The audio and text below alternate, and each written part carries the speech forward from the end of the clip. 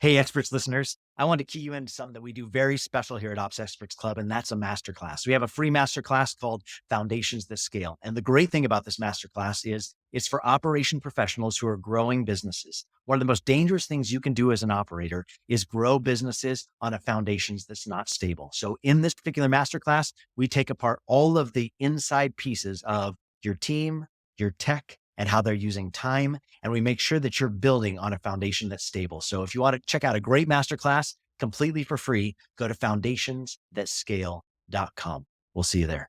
Welcome to the Ops Experts Club with Aaron, Terryn, and Savannah. This podcast will take you behind the scenes of some of the finer details of multi-million-dollar companies. These ops experts have dealt with operations for scaling companies and well-established businesses with anywhere from small to large teams.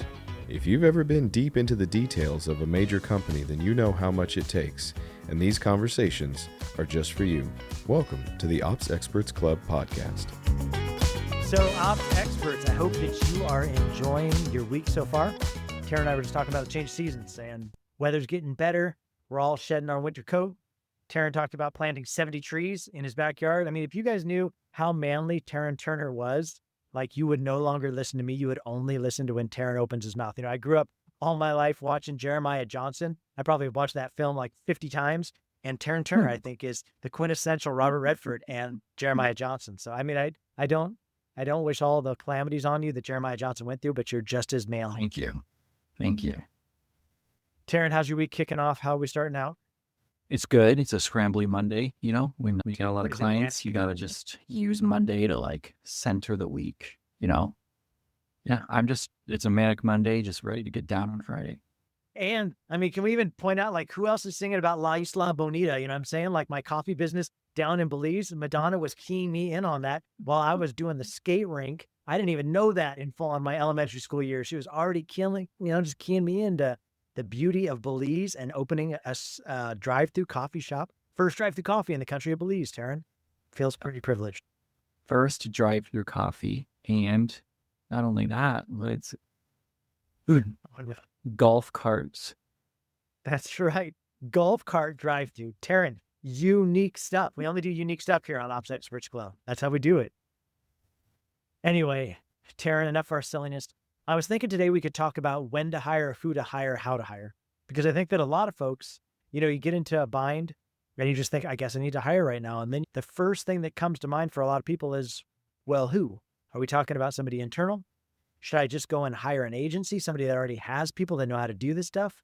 No, so a lot of people have had bad experiences with agencies. So they're like, no, I'll just go hire somebody internal to be able to grow them from within without realizing there's probably pain points and there's probably ups and downs to every single one of those scenarios. And then if you do hire somebody on the inside, what kind of person should you be looking for? So I thought we could just kind of cover the whole gambit today when it comes to hiring and how to do it, when to do it, why to do it.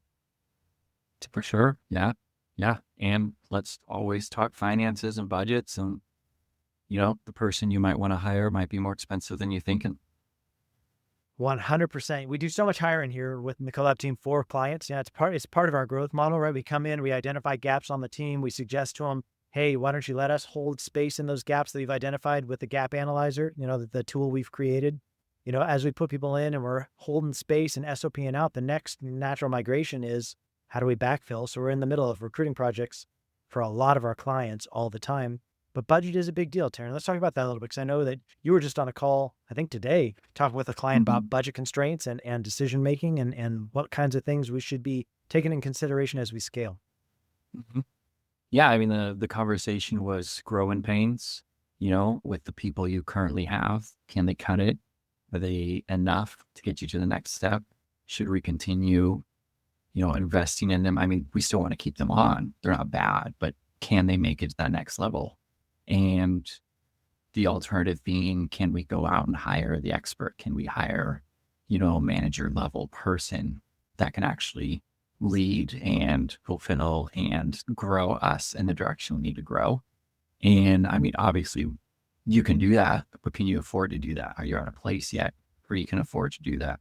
It's always good to look at your finances, look at your budgets, because employees if you're looking at them the wrong way, they look really cheap, on a payroll by payroll basis, but can you afford that over the whole year? Are you actually looking at a year breakdown? You hire 10 new people. I mean, you can easily be looking at $600,000 a year in payroll. Yeah, I think depending on who you're hiring for sure, so let's talk about some tricks of the trade. I'm not going to lie. You said growing pains and all I could think was Kirk Cameron. So I'm glad we juked out of that one. I'm going to talk about one of the worst actors of all time. Sorry, Kirk. I'm sure you did lose, but let's talk about the kind of hires that you hire. So I would say, as you come into a hire, I would always advocate for, let's build your leadership team first, right? Let's build up people that can actually own space, not only as leaders, but also as doers, right? And that's really important because there are a lot of times you go out to hire an upper level position and they're coming into it thinking that they're there to tell people what to do based upon their experience level. So I think it's always really important as you're building a team to start with leader-doers, right? People that you have the really honest conversation with of, hey, we do want to grow this department over time. That is our long-range goal. But until then, you're the team. And you're the team coming in to do the work. And I think that you need to know that coming into this. And obviously, over time, as we generate more income, as we build in this particular department, we'll absolutely do hires, but we need you to be a leader and we need you to be a doer, because typically those people don't come cheap. So I think that if you're going to find a leader, I would say make sure that they understand they're going to be a doer. Do you have anything to say on those lines, Terryn? No, that's exactly it. I mean, what you really want to be clear what you need them for, because you can hire the wrong leader and they don't want to do anything. I'm telling you, if I would say there's one of the biggest pain points I found in hiring anybody that's mid to upper level, it's their willingness to do. Because a lot of people, like, they've put in their reps, they've got to the place that they've gotten to, they've gotten paid at a certain payment level, maybe whatever they're coming out of last, they've had an experience of having a team underneath them. I think it's really important to establish how big is your team, what are you hiring for, and what your expectations are. And then I would say, start them low and then give them 90 days to prove themselves. And then give them an opportunity to make a little bit more after 90 days. Let's see what they can do. Let's get in there and cut some teeth. Let's see what they can offer. And then maybe give them, I would always advocate for a bonus rather than a pay structure change. But give them a bump with a bonus and then maybe think through the course of the next year. If they're insistent on a pay raise increase, I think don't be closed off to it. But I would say don't just come into it throwing money at things. Let's see if they can do what they say they can do. So I would say always start with in mind, what is your expectation? And then it kind of leads to, as you begin to hire out those key leaders, what kind of team are they going to need underneath them? Because then I think you can go for maybe some team that's overseas. You can go for some folks that maybe aren't living in your same time zone. You could do some different things when it becomes very task-oriented work, but until the leader has really SOP'd out some things, or a collab team if we're holding space, right? Until we've really SOP'd some stuff out, it's really tough to hire people that come in more as task takers, order takers, people that are going to be doing in the day-to-day very specific tasks that I would say you're probably going to have to not micromanage, but at least have some expectations where there are check and balances to make sure those things are getting done. Yeah. And then you got to be really careful about hiring too many people. Because I've never met a department leader who has said they have the perfect amount of people. They all want more people. They'll say, I need to hire X, Y, Z. Make sure you have clear measurements to see if it's true that they need more people. What kind of numbers are being tracked back to this? What kind of revenue do they generate in that department that can justify it? Because they're always going to be trying to get more people. And it's not a bad thing. It's usually comes from them just not being able to understand, or there's just so much going on, which is always the case. I mean, there's always going to be things going on, but you prioritize what's important and determine if in fact your team is capable and has the correct bandwidth. I think most of the time I would say, Taryn, I'd honestly say 9 out of 10 of every time that we work with a client, visionaries don't want to manage people. That drains their batteries so hard. They do not want to be in the middle of day-to-day management. But I would say visionaries, you still need to be checking in with your people from time to time. And that doesn't mean when you like to check in. That means that's probably a time where they can check in with you and give you an update based on what they're seeing. And you can ask some critical questions. We would always advocate for EOS. We really love Entrepreneur's Operating System by Gino Wickman, the book Traction. Doing a level 10 meeting with a weekly meeting where you can just be there, hear your team talk. You don't have to lead it, visionary, but be in the room, listen to them talk, listen to them problem solve. EOS level 10s are great if you're ever interested in that. by all means, reach out to us. We'd love to send you all of our tools. We'd love to send you a quick 30-minute video on how to do it. You can drop it in any of our socials. Just enter the word EOS or traction. We'd love to send it out to you. But to make sure you're creating a spot where you can hear your team talk, because sometimes, to Terren's point, your team can get all wound up and start chasing something down the street where you're like, whoa, whoa, whoa, whoa. Like, how much revenue is that going to generate for us? Like, how essential is that thing that you just got really wound up in, and now you need all this extra team to support? Let's make sure revenue generating activities is what we're really piloting first, because you're going to need more revenue to build with more team. But if you get all sucked under the wheel well of what you need to create and websites and funnels and campaigns and reach outs and all, and before you've even tested a product, like, my encouragement is find a proven product. As you begin to ascend, because you're making lots of money off that proven product, begin to think, what things can we pull off of you, visionary, or some of your key leadership team? That becomes the next opportunity for hire, for the sake of continuing to add gas to this thing, to continue to get it to grow, or to pilot a new product line. But at least you have a primary product line that's knocking down the dollars to give you opportunity to pilot some new stuff, to try some new things. And I'm okay with even trying, but I would say be careful how much you build before you really ask yourself, how profitable is this endeavor? And can I afford? I would say anywhere from like 10 to 20% is probably the magic span of how much labor you want to put out to gross income.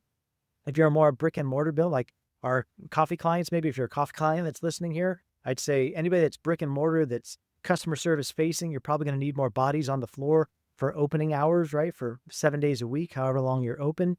It's probably looking at somewhere between like 18 and 21, 22% labor ratio versus gross.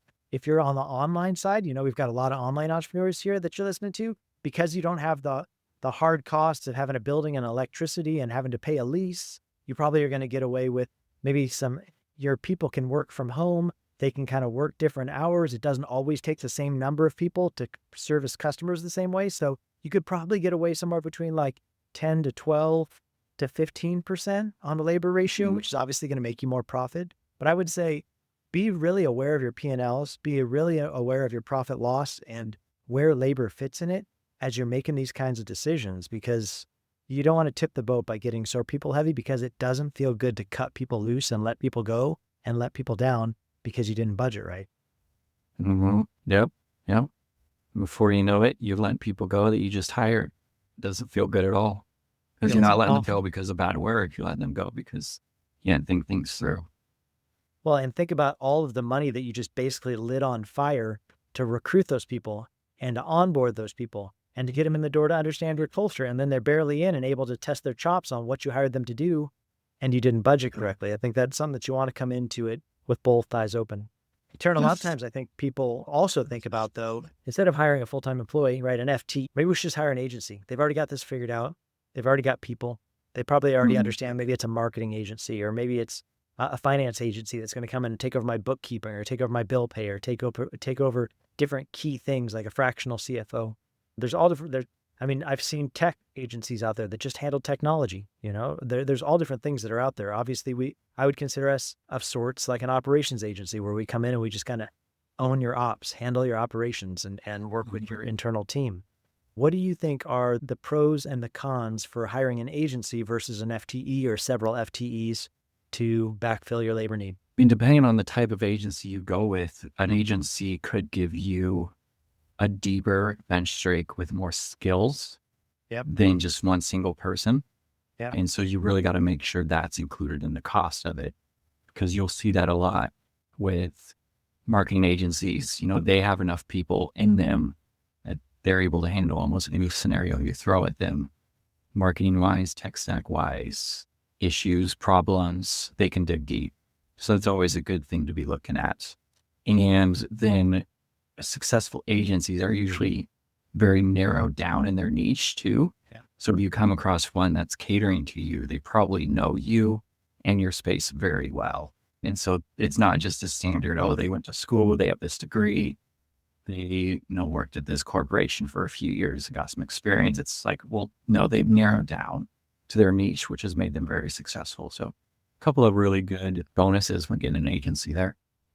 I think agencies have gotten a really bad name. I've noticed over the last decade or so, maybe the last five or 6 years, that I've heard people start talking a lot differently about them than I felt like they were talking about them, to 10 years ago maybe. But I would say typically when people complain about agencies, it's because they didn't battle test them strong enough before they started with them, right?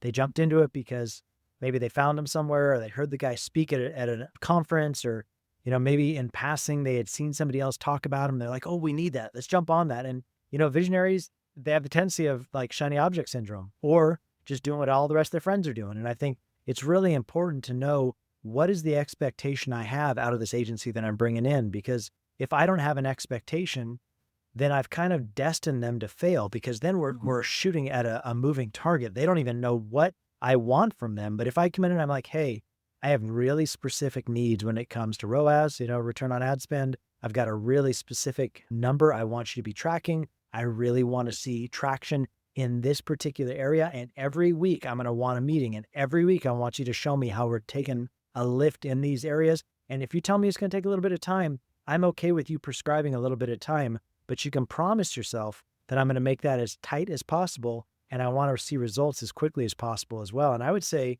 for a lot of agencies, it's probably good to give them some incentive at some level, right? Not just play only a flat fee, because sometimes flat fees, you're like, am I getting what I want, result? I would say, like, think about a flat fee and maybe think about some kind of bonus structure for them to give them some wins, like to let them taste of the pie. If they're growing your numbers, why not give them a piece of that growth? That's only going to incentivize them to give attention to your model even more, and even if that's not part of their pricing model, consider it. Consider offering that to them, consider a base plus, or if you're just going to do whatever their base level is, I think that's okay too, as long as you have very, very strict metrics that you're coming in with expectations to do. It can't just be, from my perspective, a list of to-dos you need done. It's like, no, yeah, we need these to-dos done, but we also have this expectation so that they know if they're winning. Because otherwise they could feel like they're really like chewing down the work. They're really going through the tasks. They're really getting a bunch of things done. But if your intention was to grow sales and they didn't realize that you're going to directly measure their work with sales grown, then you're going to be disappointed, even though they're burning themselves out trying to make you happy. Mm-hmm. Nope. Then, of course, if you're done with an agency, you decided to finally take it full on in-house, that's a good place to be too. You probably reached a spot where you can afford full-time employee, you can get an expert leader, but things still might be different. Agency's not going to hand you their playbook on how they got you to where you are by hiring them. So you're still going to have to do some work there and getting yourself back on track without the agency. But, it's always good to have that exit plan in mind when you're going with an agency too. It's not always a forever thing. Yeah. No, I mean, even for us, right? We'll come in and we'll tell people, hey, our lifespan is usually about 6 to 12 months. Like we don't want you to become dependent on us. We want to help get you out of a tough spot. Collab team usually comes in right when people are on this spike of a growth within the hockey stick like style, like lift, and to be able to come alongside them and say, hey, we see that the things that got you here are not going to lift with you. We see you recognize your systems are breaking, like your automations aren't working, your people, you're not sure if you have the right seats on the bus. Let us come in and stabilize you. But our hope is let us stabilize you, like process this stuff out, and then help hire for you. And then we'll exit, because you're going to always pay less to have people internal than you're going to pay probably for a third-party agency model. Like they're just going to be probably a little bit more expensive, but the trade-off is you usually get experts that can jump straight in the ranks and really help you with the lift in a short amount of time. So you have to ask yourself, am I going for a slow growth? Then I probably should look for an internal hire. Am I going for a fast growth? Then I would say probably find professionals that can get in there and dial it in, because what most people don't realize is, to your point earlier, Taryn, like if I go out and I hire 10 new people, what's that going to do to my culture? And who's going to manage those 10 people? Is that going to be me? Am I confident that the people I have on the field right now are going to be able to manage 10 new people? But if you hire an agency that brings in multiple players, then you're looking to the agency to manage their people. And I know, like for me, that's what I'll sell people on Collab team all the time is, you're buying a business system with me. Like you're coming in, I'll manage all 22 of our players. Like I'll manage all the hours that we're allocating to your account. Our leaders will be the ones that you can look to, one throat to choke, like EOS would say, like, let's come back to the one person we're going to bring it back to for the sake of managing the people underneath them.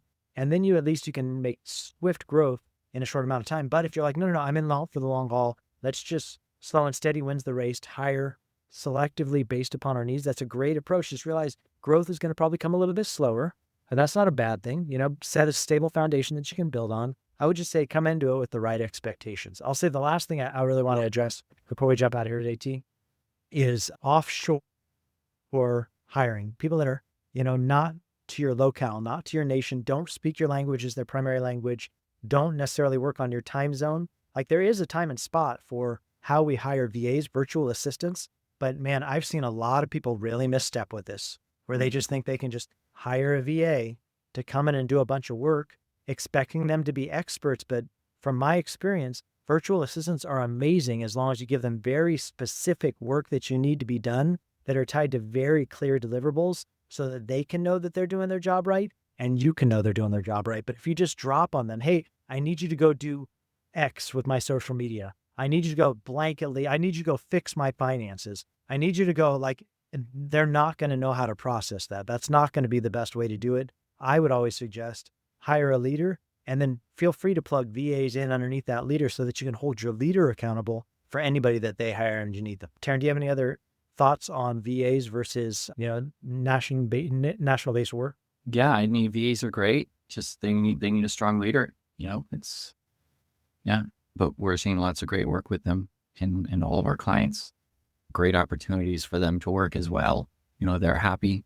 Yeah. So as long as they're happy, they're going to keep working for you at the best they can.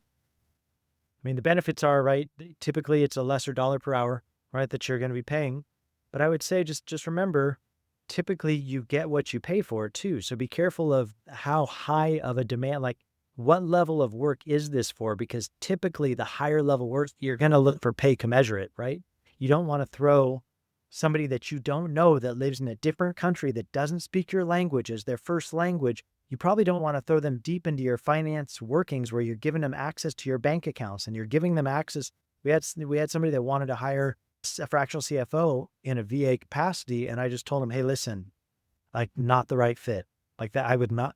Don't give them controls like that. If you want them to balance your numbers, if you even want them to execute payroll from a place that's in a controlled environment like a bill.com, and you can give them some very specific parameters on who they're approved and how they're approved, then that's great. They're great to help with the lift. But be really careful. Make sure that you trust and you have the right check and balances when it comes to trust to make sure that you're executing well. So, Terryn, I think that's a wrap. Aaron, thanks. Such a privilege. Always get to talk with you on our Ops Experts Club. Ops Experts, thanks for tuning in. Hope you enjoyed it this week. And we'll see you next year and next week here on Ops Experts Club. See you later. Bye-bye. Thank you for tuning in to the Ops Experts Club podcast. New episodes available every week on Spotify, iTunes, and everywhere you listen to podcasts. If you're curious about how some of the biggest names in entrepreneurship have scaled their businesses to the next level, check out some of our best content on this topic by going to foundationsthatscale.com. You can find the link in our bio and do your part to improve as an ops expert.